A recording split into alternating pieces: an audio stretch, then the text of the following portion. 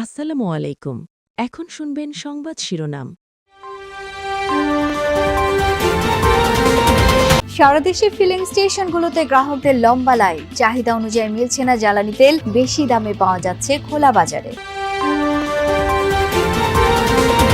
৭১-এর ভয়াল কাল রাত্রি আজ স্বাধীনতা দিবসে শ্রদ্ধা নিবেদনের জন্য প্রস্তুত জাতীয় স্মৃতিসৌধ, থাকছে কয়তরের নিরাপত্তা। বিআরটি প্রকল্পের অর্ধনির্মিত স্থাপনাগুলো এখন মাদকসেবী ছিনতাইকারীদের আস্তানা। কয়েক দফা চিঠি দেয়া হলেও কম জনবলের দোহাই পুলিশের। এআই এর দায়িত্বশীল ব্যবহারে শিক্ষা ব্যবস্থায় আমূল পরিবর্তন সম্ভব, মার্কিন ফার্স্ট লেডির আমন্ত্রণে ওয়াশিংটনের সম্মেলনে ডাক্তার। এতক্ষণ শুনছিলেন সংবাদ শিরোনাম। এখন শুনবেন বিস্তারিত।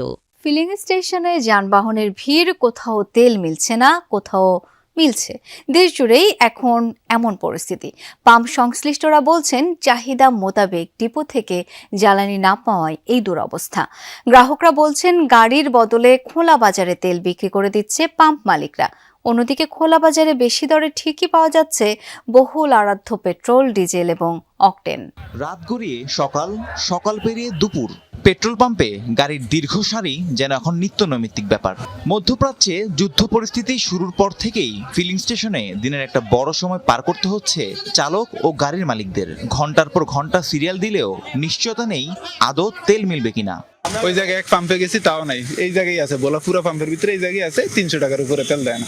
আমি সকাল থেকে 2-3টা পাম্পে ঘোরাঘুরি করছি, কোথাও তেল পাই নাই। সবগুলো পাম্পে কি হচ্ছে যে নির্দিষ্ট সময়ে কিছু সময় পর পর তেল আসতেছে, তখন দিচ্ছে, আবার তেল শেষ হয়ে যাচ্ছে, তখন বন্ধ হয়ে যাচ্ছে। 2টা পেট্রোল পাম্প ঘুরে আসছি, ওখানে 1.5 ঘন্টা সিরিয়াল দিয়ে রাখছিলাম।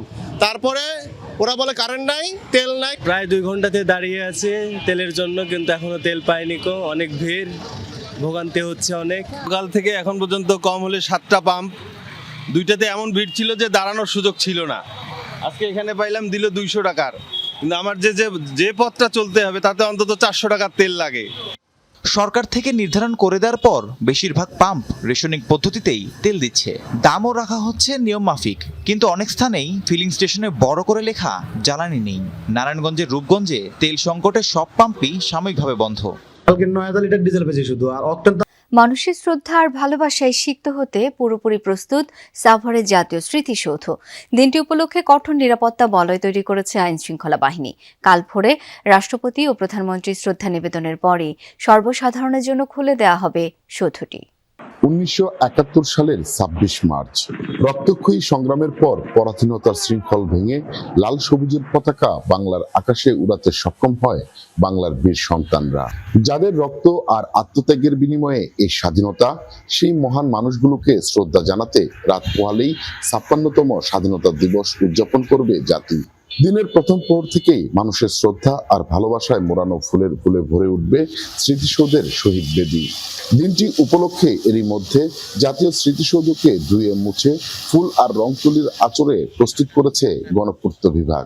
সাভার জাতীয় স্মৃতিসৌধের পুরো কমপ্লেক্সকে ধুয়ে মুছে পরিষ্কার পরিপাটিকরণ, রং তুলির কাজ, ফুল গাছ স্থাপন, লেক সংস্কার কাজ সহ বিভিন্ন স্থানে সিসি ক্যামেরা স্থাপন ইতিমধ্যে সম্পন্ন হয়েছে।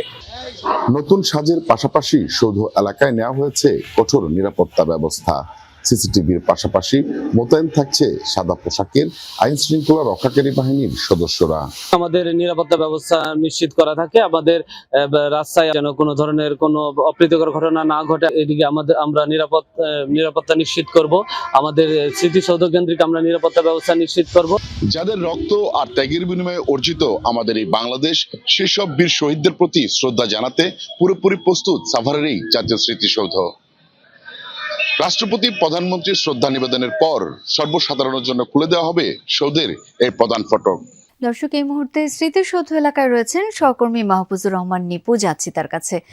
নিপু, স্মৃতিসৌধ এলাকার 4,000 কোটি টাকার বিআরটি প্রকল্প এখন মাদক সেবক আর ছিনতাইকারীদের আস্তানা। অর্ধনির্মিত অবকাঠামোগুলো ব্যবহার হচ্ছে তাদের আশ্রয়স্থল হিসেবে। অন্ধকার স্টেশনগুলোর সামনে দিয়ে দিনের বেলায় চলতে ভয় পান পথচারীরা। পুলিশের টহল নেই, প্রকল্প সংশ্লিষ্ট কেউ নেই দেখার জন্য। এই দুর্দশা থেকে কবে মুক্তি পাবে নগরবাসী? তানভীর সিদ্দিক টিপুর 2 পর্বের ধারাবাহিক প্রতিবেদনের আজ দেখবেন শেষ পর্ব আর ছবি তুলেছেন লুৎফর রহমান। কিছু টুকাই পোলাই পান আইসা গাম খায় আর এইগুলা সব কইলা নিয়ে যায় নিজের মন মতন, কেউ কিছু দেখার মতো কেউ নাই। বিআরটি প্রকল্পের অধীনে এই স্টেশনের কাজ শুরু হয়ে আর শেষ হয়নি। এখন টোকাই, মাদকসেবী আর ছিনতাইকারীদের দখলে। যা পাশপাতি আছে যা সব খুলে নিয়ে গেছে, তো এটা তো অনার্থক একটা আমাদের মনে হয় সম্পদ নষ্ট হয়ে যাচ্ছে। এই দিক দিয়ে উঠতে পারে ওরা, একদিন দৌড়াইছি আমরা, দৌড়ে এই দিক দিয়ে নিচে নেমে গেছে, আবার এই দিক দিয়ে উঠছে কিছু, মানে এটা রাত্র হইলে বেশি আসে। স্টেশনের দুই পাশের সরু রাস্তায় গাড়ি চলাচল করতে হয় একেবারে কোল ঘেঁষে। 5-6 জন করে একটা গ্রুপ ফুটপাইতে বসে থাকে ছিনতাই করার জন্য। স্টেশনে দাঁড়িয়েই হাত বাড়িয়ে চলে ছিনতাই। এই যে রাস্তার পাশেই তো ট্রাক যায়, বাস যায়। মার্কিন ফার্স্ট লেডি মেলানিয়া ট্রাম্প আয়োজিত fostering the future together global coalition সম্মেলনে বক্তব্য রেখেছেন বাংলাদেশের প্রধানমন্ত্রী তারেক রহমানের স্ত্রী doctor Zubaida Rahman.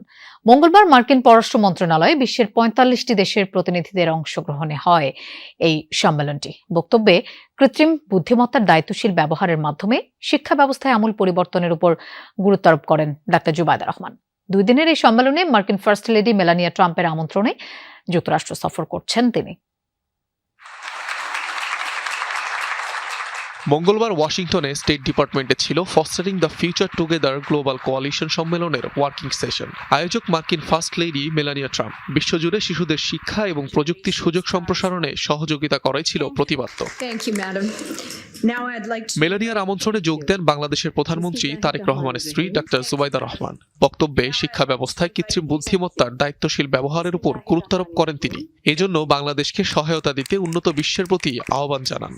We believe that responsible use of artificial intelligence can transform education, especially in countries like Bangladesh, where access to trained teachers and resources remain uneven. স্বাস্থ্যসেবা শিশুদের দোরগোড়ায় পৌঁছে দিতে বাংলাদেশ সরকার কাজ করছে, এমনটাও জানান doctor Zubaida Rahman. As a medical doctor, I'm deeply committed to ensuring accessible, quality healthcare for every child, focusing not only on treatment but on prevention from the earliest stages of life. বক্তব্যের শেষে ফার্স্ট লেডি মেলানিয়া ট্রাম্পের প্রতি কৃতজ্ঞতা প্রকাশ করেন তিনি। জানান শুধু জাতির নয় বরং শিশুদের শক্তিশালী ভবিষ্যৎ গঠনেও কাজ করছে Bangladesh. In closing, I express my heartfelt gratitude to the Madam First Lady of the United States. 2 দিনের সম্মেলনে অংশ নিচ্ছেন বিশ্বের 45টি দেশের রাষ্ট্র ও সরকার প্রধানের সহধর্মিণীরা। বুধবার হোয়াইট হাউসে অনুষ্ঠিত হবে গোলটেবিল বৈঠক, যেখানে শিশুদের সুন্দর ভবিষ্যৎ গঠনের অঙ্গীকার নিয়ে আলোচনা করবেন জোট সদস্যরা। অনিক রহমান, যমুনা নিউজ। কক্সবাজার